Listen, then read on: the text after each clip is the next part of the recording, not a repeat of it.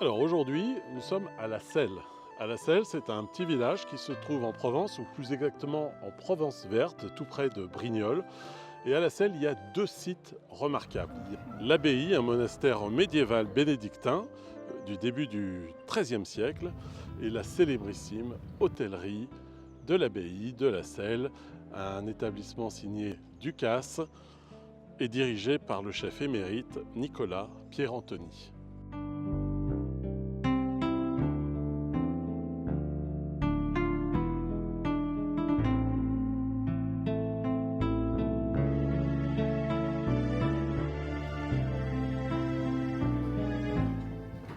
Le chef vous a préparé un très beau menu pour votre déjeuner. On vous propose de débuter avec des Saint-Jacques juste marinés, servis avec artichaut violet de Provence et un condiment à base de roquettes. Roquettes légèrement grillées et pilées au mortier.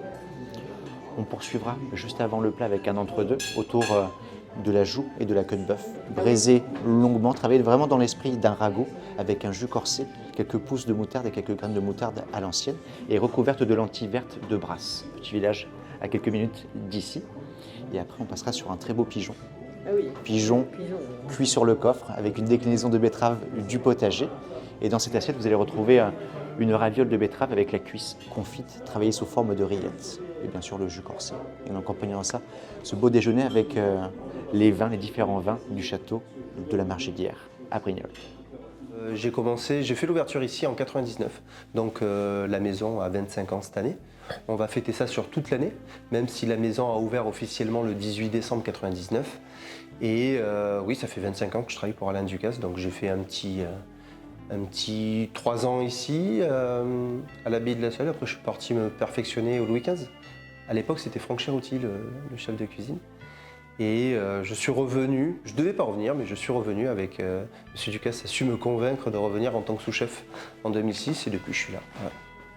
Le fil conducteur, c'est quand même les produits. Le chef, il est très sensible sur les produits locaux de préférence, forcément. C'est ce qu'on essaye de mettre en avant à l'abbaye de La Selle. Les produits locaux, les saisons, forcément. On a un petit potager juste en haut de la propriété, où on va commencer à planter des courgettes, des aubergines, des tomates et des aromates. Et à partir de là, en ce moment, c'est les asperges, les morilles, qu'on peut trouver dans la région, pas très loin d'ici d'ailleurs. Et si on suit la saisonnalité et les producteurs, à nous de chercher les producteurs et les bons producteurs qui sont autour de nous. Et à partir de là, la cuisine, la carte se fait naturellement sur ces produits, cette saison et ces producteurs. Donc pour débuter le déjeuner, donc voici le premier vin du château Margelière sous millésime 2022 sur la cuvée Bastide. Donc on est sur le blanc AOC Coteaux Varois, 95% de rôle, le reste en uni blanc.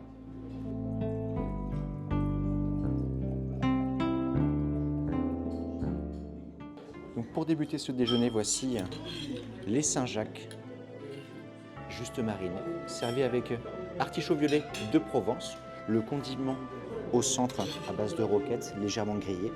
Et sur le dessus, je vous dépose la marinade à base d'huile d'olive et de vinaigre blanc balsamique. Nous sommes une auberge du chef Alain Ducasse, une maison du chef Alain Ducasse. Donc je crois que tout est dit déjà dans l'intitulé. Et c'est vraiment ça, on veut que les gens se sentent le mieux possible et qu'ils soient reçus comme chez eux, et qu'ils se sentent bien tout de suite comme chez eux. Donc voici face à vous l'effiloché de joue et de queue de bœuf, recouvert de lentilles vertes de Brasse, pousses et graines de moutarde et le jus corsé tout autour. Il n'y a pas de hasard d'ailleurs, on va fêter, on a une date cette année, c'est le 8 juin à l'abbaye de La Selle avec la présence de M. Ducasse. Et on a imaginé de faire un petit marché de producteurs et on va faire des thèmes, c'est-à-dire un producteur, un vigneron, un cuisinier. Ça va faire un petit axe de travail en direct sur la terrasse pour les gens qui veulent venir chez nous. Et on va faire un accord mets-vin. Voilà. On a décidé un producteur, que ce soit un maraîcher, que ce soit un fromager et un vigneron. Et on va s'amuser et ça va créer des liens. Donc on met en avant nos producteurs et je pense que la base de la cuisine, elle est sur ces gens-là. Voilà. Sans eux, on ne pourrait pas faire de cuisine, forcément. Je propose ici donc toujours le château Margelière sur le millésime 2020, la cuvée Haute-Terre. On a aussi Coteaux Varois, donc un vin rouge avec une majorité de Syrah, une pointe de Cabernet. Moi, j'essaie de mettre à l'honneur justement les coteaux-varois et de marier au mieux la cuisine du chef avec ces vins-là. Et c'est une facilité déconcertante quand voilà, les vins sont produits ici et que nous utilisons des produits qui sont faits juste à côté. Ça va de soi de proposer des vins de la région. On est dans une terre en Provence, on propose en priorité les coteaux-varois, on a aussi des côtes de Provence, mais on axe vraiment la proposition sur les coteaux-varois et on se rend compte que les clients ils viennent chercher ça. Sûr.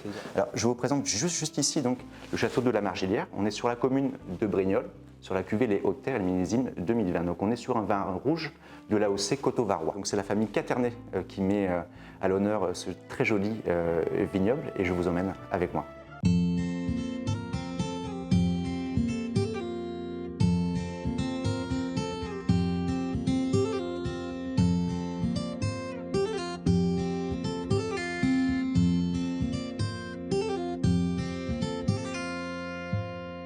On va prendre les petits chemins du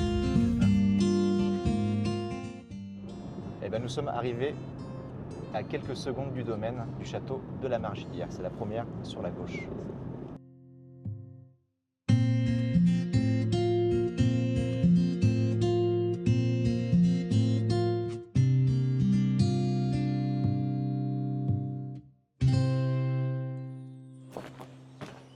Bonjour Monsieur Caternet. Comment allez-vous? Très bien et vous? Bienvenue. Merci Bienvenue. pour l'accueil. Plaisir de vous voir. Écoutez, la Margilière, Margilière, petit domaine, je dis petit domaine, petite campagne. Enfin, j'appelle ça campagne, appellation Coteaux-Varois. Il faut savoir que les Coteaux-Varois, c'est quand même une appellation Coteaux-Varois en Provence, qui est important. C'est le cœur, à l'origine, pour des questions politiques, il y a eu des appellations différentes. Mais on est en fait dans le cœur des côtes de Provence. Hein, et voilà. Donc on est la campagne Margilière, un domaine de 100 hectares en totalité, avec 25 hectares en production. Et depuis la reprise dans les années 97, on a été les premiers, parce que mon voisin aussi passé en bio, on est passé en bio dès le début, par conviction. Ah, il y a le pigeon betterave. On en parlait justement avec Monsieur Caternet Oui. tout à l'heure. On a l'honneur d'avoir un très beau millésime des Hautes Terres en 2000. D'accord. Et il disait ça c'est un vin à déguster avec de la viande, avec un gibier. Je dis ben, on va faire le pigeon alors, dans ces cas-là. Alors regarde, on a prévu le pigeon, ça tombe bien, donc les betteraves. Betteraves de différents producteurs de la région. Voilà. On a fait une petite raviole de betterave qui se trouve juste ici. Hop. Et à l'intérieur, on a mis un petit effiloché de cuisses de pigeon.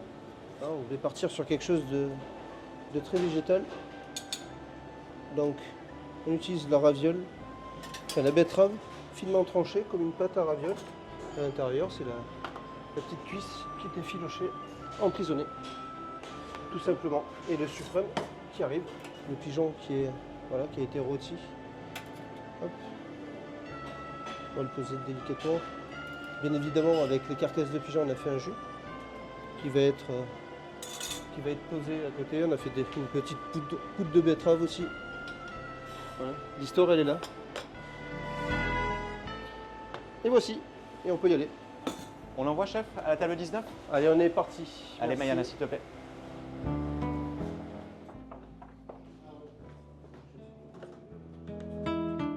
Parfait, merci beaucoup.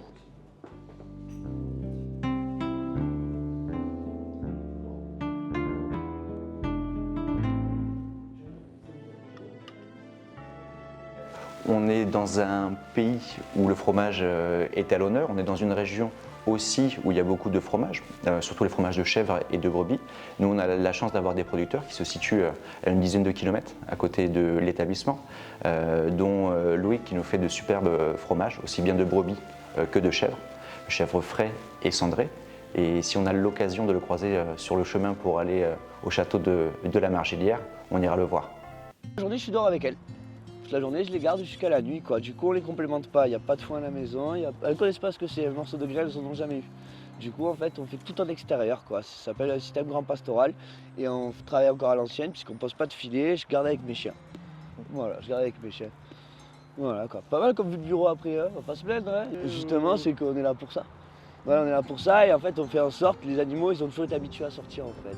Du coup de jeunes, vous voyez là, les tout petits là par exemple, ça va rester ici. De tout jeunes, en fait, les mères vont leur montrer comment ça se passe à la maison, autant que la traite, que de manger dehors et que la garde ça se passe comme ça. Elles doivent m'écouter, elles m'écoutent et elles ont tout un prénom. Ouais, elles ont tout un prénom, on les connaît toutes, on connaît les lignées, tout ça. Elles ont tout un prénom et c'est des animaux qui sont quand même assez grégaires. Donc c'est des animaux qui aiment quand même rester ensemble. S'il y en a une ou deux qui vont partir, elles vont vite revenir en fait. Le plus gros danger, c'est d'en perdre quand même un bon tiers. Là oui, s'il y en a assez pour qu'elles se sentent en sécurité, là ça peut devenir compliqué. Après voilà, c'est ça le métier de berger, c'est de faire en sorte que tout se passe bien. Place au fromage maintenant de la région. Alors là, vous allez retrouver justement les fromages de Loïc, fromage de chèvre frais, juste ici, les fromages un peu dans l'esprit crémeux d'un Saint-Marcelin et une tome d'alpage beaucoup plus affinée. Donc là, on est sur les fromages de Méreuil. On fait un petit morceau de chaque, peut-être pour accompagner.